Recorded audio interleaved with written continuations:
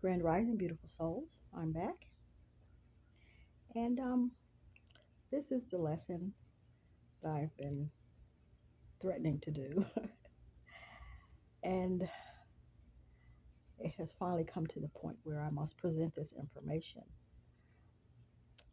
I think it was about 10 years ago that I started getting downloads about these things. So I do have a few notes. A lot of it I did remember, but let's get to it. It's going to be a two, maybe three part.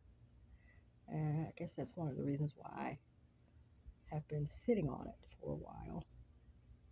The title, Thy King James Version, and Why It Should Matter to Thee. It's going to make sense before it's all over why I've worded the title that way. There have been books, scriptures, words deleted, scrubbed, missing, doctored in the King James Version. And those changes from the original Greek and Aramaic make a big difference because they actually change the meaning. I know that people use different versions, and one of the most popular is the NIV. They use them feeling that they are clearer and help them understand more the Bible because they're more, I guess, modern day English, you'd say. However, let's talk about the changes, why they took place, and who was instrumental. Of course, do your own research. Like I said, this is 10 years ago, although that portion hasn't changed when it comes to who and why. So, the Emperor Constantine, around 312, early 4th century, said he saw a vision of a cross in the sky. It is the cross that you see everywhere today. However, not what the actual cross that Jesus the Christ was crucified on looks. I know that's a shocker to you, and it was to me also. Let me just say that there are some keystones which you believe that are, well, based on your very life. You won't fight against them. You think that they're true, that they're quote unquote gospel. However, they're not. A lot of them are these things that are written in the scripture that you read now. And about the cross not looking anything like the one he was buried on, we're going to save that for another day. However, the prince of the power of the air is the one that showed Constantine that vision of the cross. It was his influence that went on to make those changes to the books, words, and passages from the scriptures. He changed many of them. This is something you may well have known. Bishop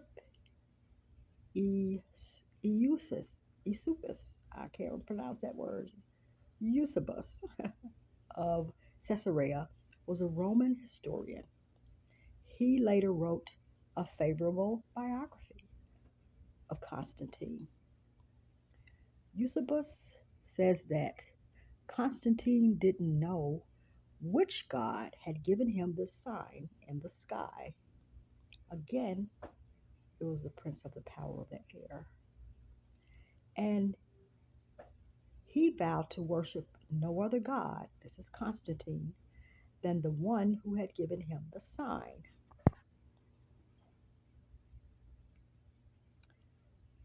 The world worships a vision of a cross from a man who is clueless about the little g that he worshiped. So Constantine honored the God of that vision. He's credited with uh, initializing the change from the Sabbath, Saturday, to the Sunday Sabbath, designating that day of the sun, Sunday, as the day of rest. Constantine, instrumental in changing what the Most High had set aside as the Sabbath. And there's a scripture that the Sabbath was not made for man, but man was made for the Sabbath. But that's how it came to be. Now, the Roman Catholic Church played a major role in the establishment of changing the biblical seventh day, which was observed by Jesus and his disciples. They observed the Sabbath.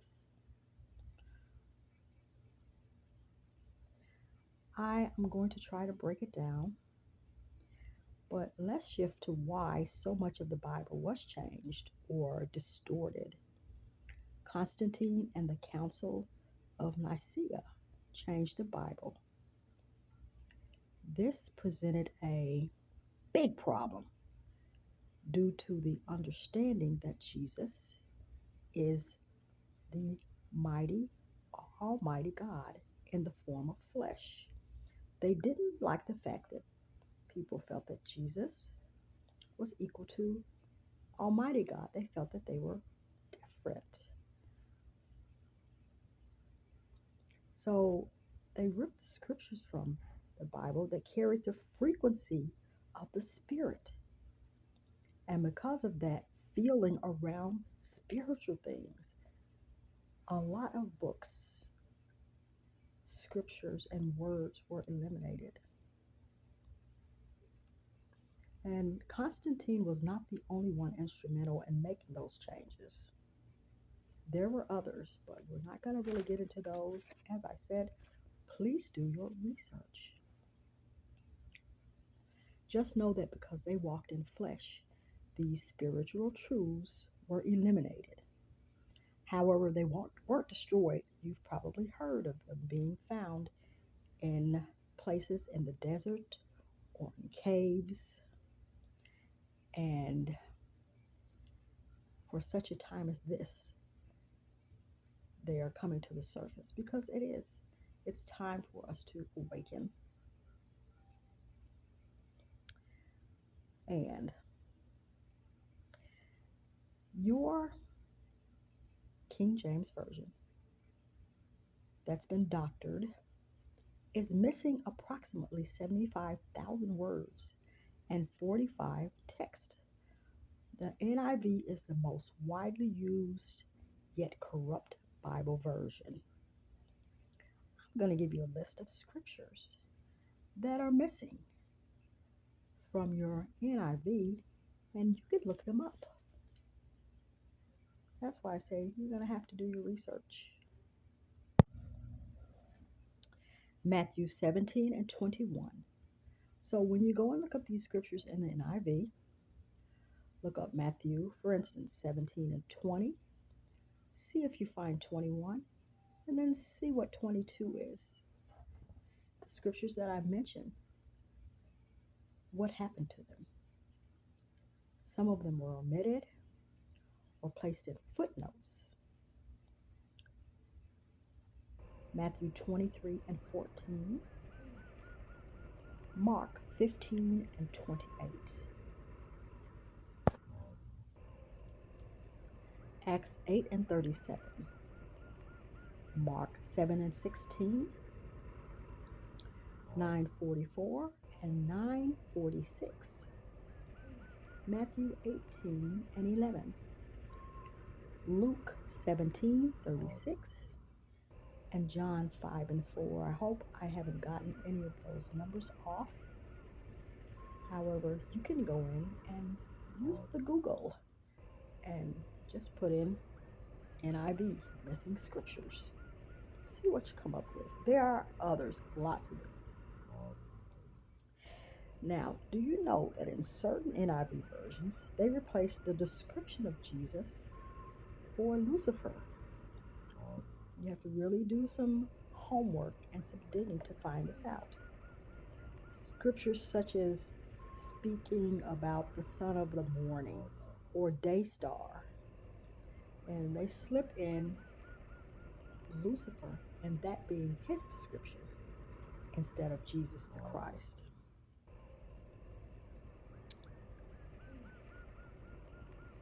Lastly, I want to say that, and this might be something you didn't know, the NIV exclusively published by Zondervan, which is under the parent company of Harper, Harper Collins Christian Publishing, under that corporate umbrella. And they also publish the Satanic Bible and the Joy of Gay Sex. If you don't believe me, go and look up HarperCollins Publishers or Zondervan and see if you find those titles along with the NIV, like I said, which is exclusively a publication of Zondervan. Incidentally, owned along with Fox News by the Murdoch family. That's the parent company through which they're connected. I do not want to get my Bible from a corporation or publishing house who doesn't seem to have a clue or issue that it is wrong to publish such things in the same place. But, however, they do, they go where the money is. And they are unregenerated and walking in flesh. This is nothing but strictly a work of the evil ones. So, like I said, it's been about 10 years. I think that I remember most of the information, although I did take notes. You can do the research. Don't take my word for it. Always, always yourself. Answers to your questions. It's up to you. So, this morning, I had decided, I don't know if I'm going to go out. I went downstairs to get something to eat. But before I went, I actually got up about 7 or so ish. And I'm one of those people who just, I don't know, it's 1 o'clock before I eat my first meal. And I had been dipping in and out of this lesson. Whenever I was deciding to go downstairs, they gave me another little piece of information. I had to run and write it down. And I'm like, look, angels, and oh my guys, and look, you guys, I've got to eat something. I don't think I'm going to leave today. Maybe later, I don't know. But I need to go get something to eat. So I don't know how y'all are going to get y'all's synchronicities in. But let me tell you what happened. I went down to the lobby area and I did get me something to eat. Nothing happened on the way. Coming back up in the elevator, I guess somebody had an issue on one of the floors. And there was 3 or 4 people, and there were the paramedics, and they were going down to the second or up to the second floor. And the young lady who works in operations, she was talking to one of the paramedics, and she said, "Well, I need your number, your badge number." And he mumbled something. He said one, one, and she's like, "What?" He's like, "One." And then she said, 1 1 1 1. He said, yes. 1 1 1 1. 11 11. Of course, sacred synchronicities. And I got off the elevator and I was like, yeah, angels, you got me. Didn't know how you were going to pull it off. Their way of letting me know I am right on track with exactly what I set out to do and where I needed to be. And I'm going to give you another little bit of information. It's it's a little tip. I think I mentioned sayings and how so many sayings mean nothing of what you're thinking. So, uh, this one, don't ask, don't tell. You know what it stands for in the matrix world. But actually, when the Most High, Creator, and the gods who kind of are crazy put this saying out there, it is for you. When you walk through life and you're walking with the Most High, this was hard for me. Don't ask them what to do. Don't tell them what you're going to do. Just do it. If you ask them or you tell them, how do I put this? It doesn't work out the way it should. And you don't really see your life flowing like water.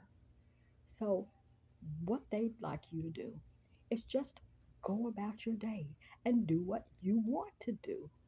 I decided to go down 6 hours later and get me something to eat. And coming up in the elevator is when the paramedic said his number was 1111. I didn't ask, should I do this? Should I do that? I went. And when you see those things fall in line, that's how you know I'm in the right place at the right time. The steps of a righteous man are ordered by the Lord. And those little surprises let you know, yeah, I'm here. I'm right where I should be. It should give you more courage,